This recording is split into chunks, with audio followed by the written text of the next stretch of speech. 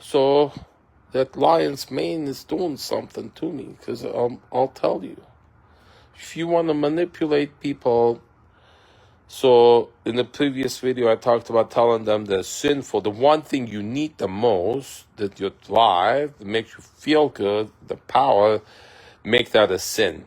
Imagine like you want food to eat, you're hungry, and you're told you eat that, that's a sin.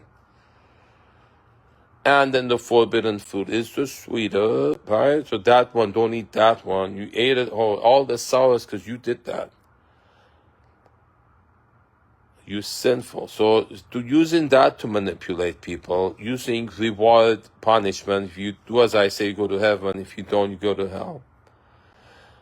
Making you believe you're guilty, and then telling you, you're the problem. God is holy and you're a piece of what?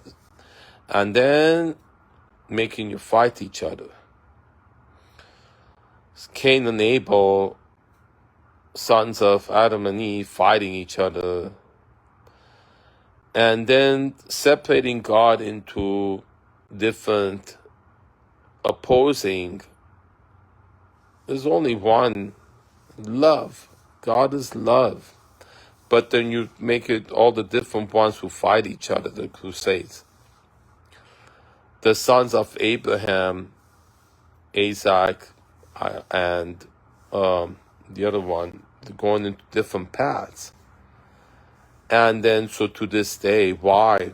And put that in the Bible, put Cain and Abel in the Bible, put the belief that they'll never have peace till Jesus comes. Why? Why is it in your interest to make people believe in, put like, they put brand on the unnameable. You have McDonald's, you have Burger King, and then so guy says he never goes to Starbucks, or goes to Coffee Bean. So then you do that with the divine, put label on it here, put label on it over there, and make them fight each other. And put it in the Bible that they're different, they'll never make peace. Why? Why do you make people fight each other? Well, the people who profit from that help both sides. It's not about one side winning the other. They win no matter which side wins.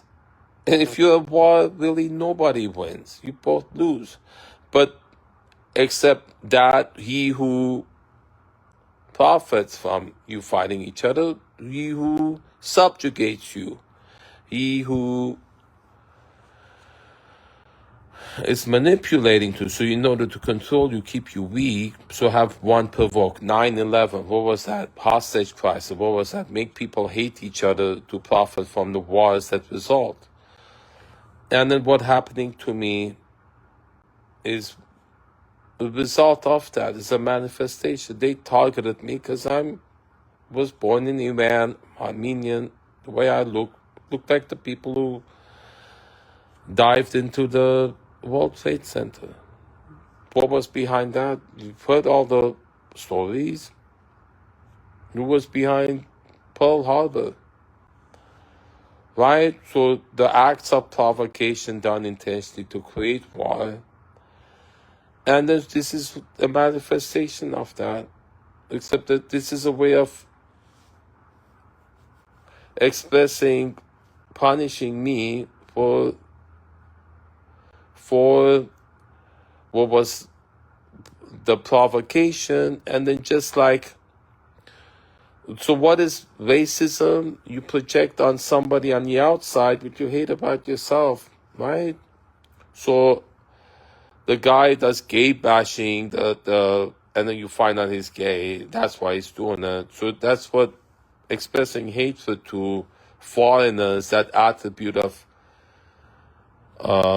the Trump. I'll build a fence, I'll make Mexicans pay for it, right? Why is that so popular? Why does that get him elected? Because there's so many of us Americans that have that sentiment, hating with so many, like everybody has it.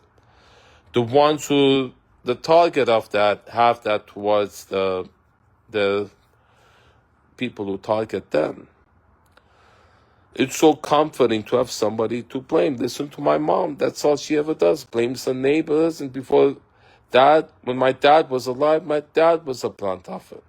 You listen to the stuff she was blaming my dad for is stuff she hates herself for. She says my dad abused her sexually. My dad wasn't like that. She was the abuser all the time. She's abused me all my life. You see, it's all connected. And having experienced it in all of these different ways, all the individuals involved, gives me such insight into everything. Everything having to do with oppression of the vulnerable, all these methods. This is a course I've taken this life, a case study